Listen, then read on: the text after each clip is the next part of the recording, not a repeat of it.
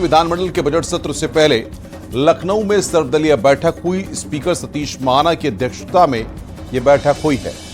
सर्वदलीय बैठक में बतौर नेता सदन मुख्यमंत्री योगी आदित्यनाथ, संसदीय कार्य मंत्री सुरेश कुमार खन्ना, एसपी नेता डॉक्टर मनोज पांडे और एसबी के अध्यक्ष ओम प्रकाश राजभर पहुंचे थे।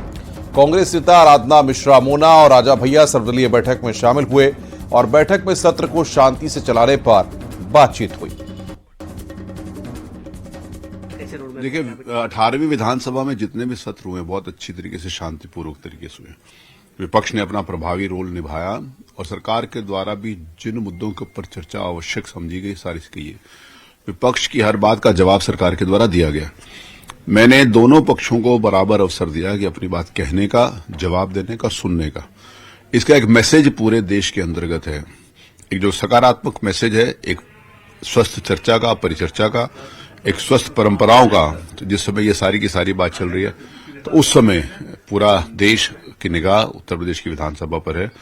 मुझे विश्वास है कि ये बजट सत्र है। बजट सत्र आगामी वर्ष की वित्तीय व्यवस्थाओं के प्रबंधन के संबंध में पूरा एक लेखा जोखा होता है। मुझे विश्वास है कि विपक्ष अपनी बात मुद्दों के साथ, तर्कों के साथ विधानसभा में रखेगा और सरकार उसका जवाब देगी। शांतिपूर्वक तरीके से सत्र चले, ऐसी मेरी अपेक्षा है और ऐसा मुझे विश्वास भी है। और आज लखनऊ से एक तस्वीर सामने आई जहां सीएम योगी ने राज्यपाल आनंदीबेन पटेल से मुलाकात की। सीएम योगी राजभवन पहुंचे और राज्यपाल आनंदीबेन पटेल से वहीं पर मुलाकात हुई, जिसका ये वीडियो सामने आया है। मुख्यमंत्री और राज्यपाल की मुलाकात का एक्सक्लूसिव वीडियो इस वक्त हम आपको दिखा रहे हैं। बजट सत्र की शुरुआत से पहले मुख्यमंत्री ने राज्यपाल से उनके आवास पर मुलाकात की है, जिसकी तस्वीरें इस वक्त आप टीवी स्क्रीन पर देख रहे हैं।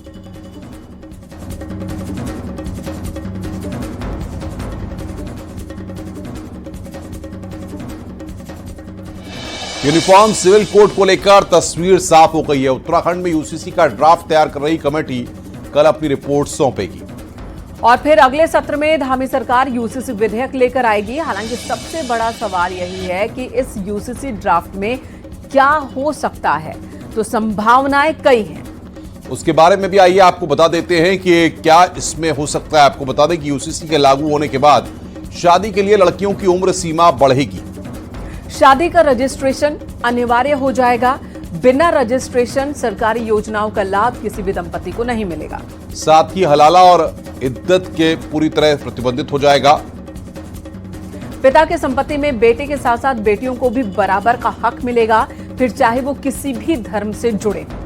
वहीं पति पत्नी को तलाक का कानूनी अधिकार होगा। साथ ही माता पिता को लिव इन रिलेशन की जानकारी देनी होगी। मोटा मोटी कहें तो सबके लिए एक जैसे कानून लागू हो जाएंगे। इस तरह के प्रावधान यूसीसी कमेटी की ओर से रखा गया है इस ड्राफ्ट में, जिसकी उत्तराखंड में रूपरेखा तैयार हो चुकी है। आइए आपको रिपोर्ट के जरिए दिखाते हैं।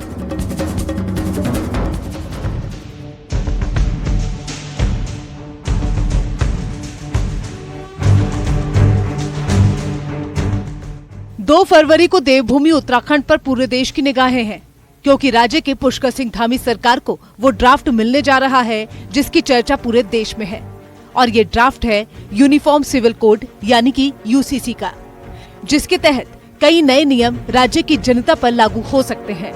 संभव है कि नए नियम से इस्लाम धर्म में चली आ रही कुछ कुप्रथाओं पर भी रोक लग सकती है, जिसमें हलाला पर पूरी तरह से रोक भी शामिल है।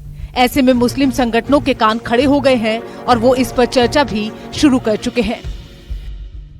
देखिए, हमारे जो बड़े उलेमा हजरात हैं, इस पर मंथन चल रहा है। जब कोई बात निकल कर आएगी तो आपको उचित समय पे उचित जवाब देंगे हम। दूसरी तरफ संघ यानी कि आरएसएस से जुड़े संगठन मुस्लिम राष्ट्रीय मंच के पदाधिकारियों की भी यूसीसी पर निगाहें हैं।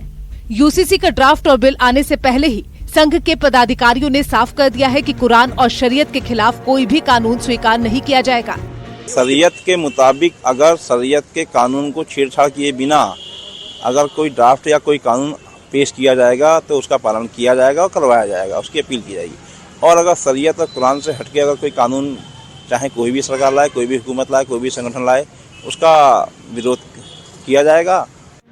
जाहिर है यूसीसी को बनाने वाली कमेटी 2 फरवरी को अपना final draft CM Pushkar Singh Dhami को सौंपेगी।